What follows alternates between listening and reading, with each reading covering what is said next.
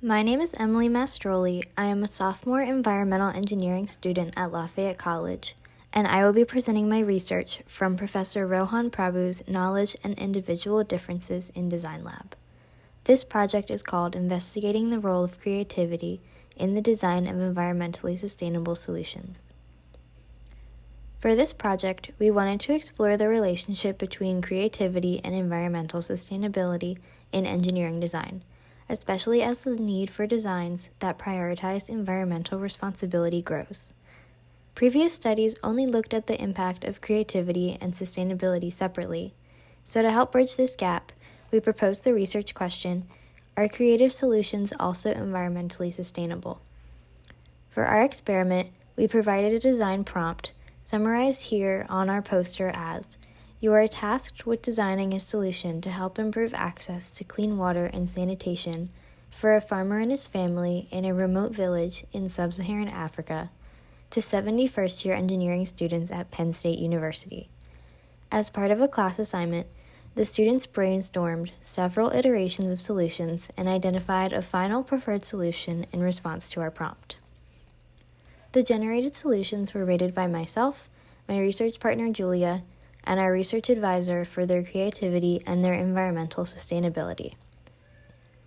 First, we attended a training session to practice our ratings and develop a suitable iterator reliability, which enabled us to be in agreement for our design ratings. Then, we split creativity into 3 components: uniqueness, which is the degree to which a design is novel or original; usefulness, which is how effectively a design addresses the stated prompt; and overall creativity, which is a composite of the previous 2 components. These were rated on a scale of 1 through 6.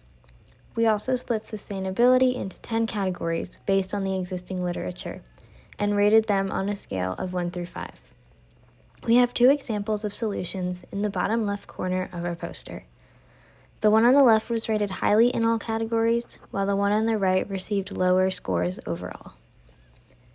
We then analyzed our dataset of the different rankings, looking for correlations between the 3 creativity components and the sustainability metrics, which we were able to later group into 3 comprehensive factors, called material reuse, maximizing utility and accessibility, and corrective measures for use.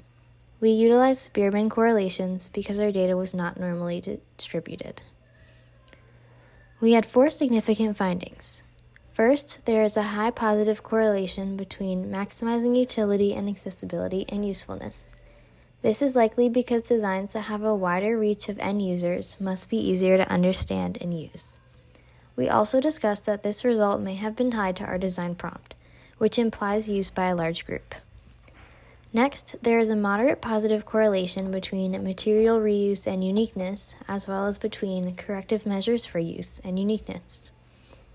These findings support the idea that being more environmentally sustainable can also require more creativity. Finally, there is a negative correlation between maximizing utility and accessibility and uniqueness. This is likely because more novel or specialized designs would have a smaller range of users. This result may also have been influenced by the phrasing of our design prompt, like our first result was. These findings point to the conclusion that creativity can support the design of environmentally sustainable solutions, as long as uniqueness and usefulness are appropriately emphasized according to the design problem. These findings could be used in educational settings or in engineering practice. Implications of this research could include writing design prompts to emphasize either uniqueness or usefulness as needed to generate suitable and environmentally sustainable solutions to a given problem.